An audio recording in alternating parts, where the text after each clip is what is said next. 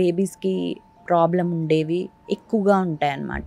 So నేను మరి అప్పుడు కూడా ఉండేవి. ఇప్పుడు ఎలా మనం కనిపెడుతున్నాము అంటే blood test. So we do some test during the pregnancy 12 weeks అప్పుడు. ఒక్కొక్కసారి అవసరమైతే NIPT అంటాము. So non invasive prenatal testing. So అది కొంచెం advanced technique to understand what chromosomal problems ఉన్నాయి అని.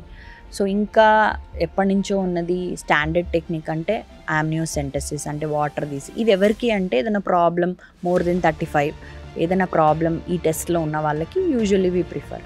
ఇంకా అదర్ ప్రాబ్లమ్స్ అంటే డయాబెటీస్ ఒకటి వెరీ కామన్. చాలామందికి almost diabetic on diet, insulin ఏదో దాని మీద అయితే ఉంటారు after 35. Second risk of IUGR. ఇందాక చెప్పాను కదా, ఈ IUGR అంటే ఇంట్రాయూట్రైన్ గ్రోత్ రిస్ట్రిక్షన్ అనమాట. సో దీనివల్ల ప్రాబ్లం ఏంటి అంటే బేబీ చాలామంది అనుకుంటారు, మన ఇండియన్ మైండ్లో ఎలా ఉంటుందంటే, సో స్కాన్ చూసినప్పుడు కూడా బేబీకి IUGR ఉంది అంటే మేడం బేబీ వెయిట్ ఎలా ఉంది, బాగానే ఉంది కదా అని అంటారు. So they are only focused on the babies weight అన్నమాట.